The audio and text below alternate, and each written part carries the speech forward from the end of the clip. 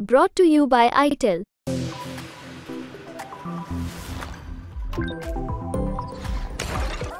Chief justice of India DY Chandrachud ने अपने school के दिनों को याद करके उन्हें मिली सज़ा के बारे में बताया है। CJI ने कहा कि जब उन्हें स्कूल में फिजिकल पनिशमेंट मिली थी तो उन्हें बहुत शर्म महसूस हुई थी। ये सारी बातें उन्होंने नेपाल की राजधानी काठमांडू में कही हैं। इसके अलावा भी उन्होंने बच्चों से संबंधित कुछ ओपिनियन शेयर किए हैं। बात है 4 मई की। नेपाल में एक कार्यक्रम आयोजित किया गया था जिसका विषय था national symposium on juvenile justice, Hindi में कहें तो किशोर न्याय पर राष्ट्रीय संगोष्ठी। ये संगोष्ठी नेपाल की केंद्रीय बाल न्याय समिति और यूनिसेफ के सहयोग से आयोजित हुई थी।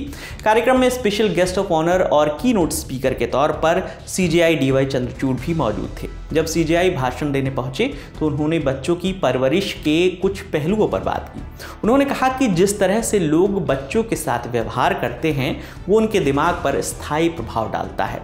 ये बताते हुए उन्होंने अपने स्कूल के दिनों को याद किया। उन्होंने खुलकर बताया कि स्कूल में उन्हें फिजिकल पनिशमेंट का सामना करना पड़ा था। उन्होंने कहा कि उस पनिशमेंट की छाप उनके जहन और आत्मा पर अब भी बनी हुई है। बार एंड बेंच की एक रिपोर्ट के मुताबिक CJI उस पनिशमेंट को याद करके कहते हैं आप बच्चों के साथ कैसा व्यवहार करते हैं इसका उनके मन में जिंदगी भर गहरा असर रहता है।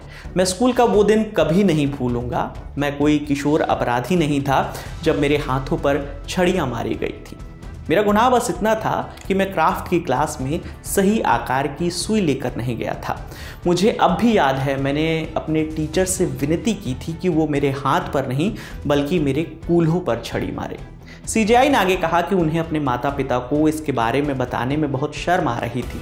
यहाँ तक कि वो अगले जो कुछ दिन थे वो ये दर्द सहते रहे और अपने शरीर पर पड़े निशानों को छिपाते रहे। ये सब कुछ याद करते हुए CJI कहते हैं कि उस घटना ने मेरे दिल और आत्मा पर एक छाप छोड़ दी और वो छाप अब भी मेरे साथ रहती है। जब मैं अपना काम करता हूँ बच्चों पर उपहास की छाप इतनी ही गहरी होती है। किशोर न्याय के लिए CJI DY चंद्रचूड़ ने सुधार करने वाला रवैया इख्तियार करने पर भी जोर दिया। उन्होंने ये भी कहा कि जब बच्चे किसी क्राइम से पीड़ित होते हैं तब भी बहुत संवेदनशील तरीके से मामलों को डील करना चाहिए। CJI ने कहा कि किशोर न्याय पर चर्चा करते वक्त हमें कानूनी विवादों में उलझे बच्चों की कमजोरियों और ज़रूरतों को पहचानना होगा और ये सुनिश्चित करना होगा कि हमारी न्याय प्रणालियाँ समानुभूति, पुनर्वास और समाज को फिर से एक करने के मौक़ों के साथ रिस्पॉन्ड करें। किशोरों के बहुमुखी नेचर को समझना ज़रूरी है।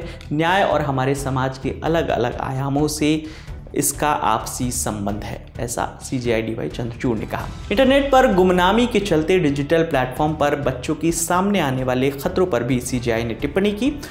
इसमें उन्होंने इंटरनेट पर वायरल चल रहे मोमो चैलेंज का उदाहरण दिया। CJI ने कहा कि इस धोखाधड़ी भरे चैलेंज में खुद को नुकसान पहुंचाने या खुद की जान ले लेने समेत कुछ डेयर्स की सीरीज थी।